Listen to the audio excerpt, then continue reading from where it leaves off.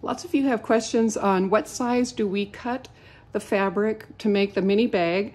And so I'm going to start out by showing you that we still have some fabric donated to us by those teams in Birmingham who were making face masks. So this fabric has been cut by someone at 9 by 14. We didn't do it.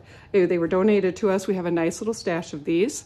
And so I thought, well, you know what? I'm going to see if I can cut that in half so that I would have a 9-inch by 7-inch square to work with and see if I can fit pads in that bag.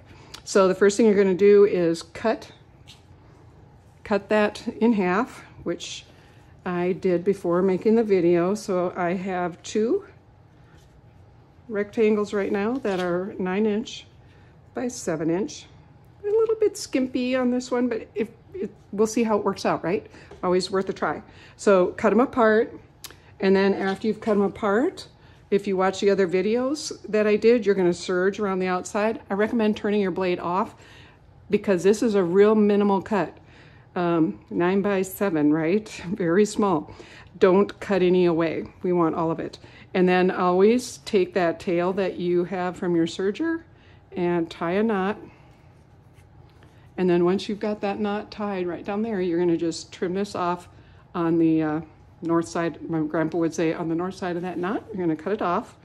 Then once you've trimmed that off, you're going to go ahead and follow my video, my tutorial that shows you how to, sorry about bumping that, that shows you how to fold it over, you know, lay your little cord drawstring in the top here, fold the edges in and just stitch straight across. I have a video in this playlist that shows you how to do that.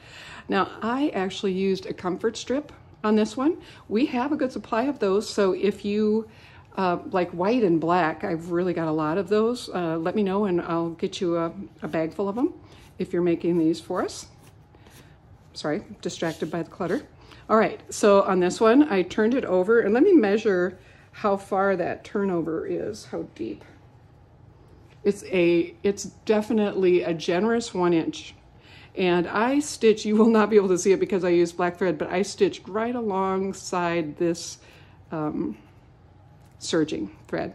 Then once I had that done, I wanted to show you how close I'm stitching. I didn't come in here and do something like a 1/2 inch because I knew I needed to preserve as much of the bag space as possible. So I really tried to hug the serger thread and came up here, and in my other video you'll see we don't need to get all the way up to here. I just got to here and then I back stitched to there. All right, let's turn it inside out and let's see if those pads will fit. So now I'm going to show you the earlier bag that I had in the first video. It is bigger.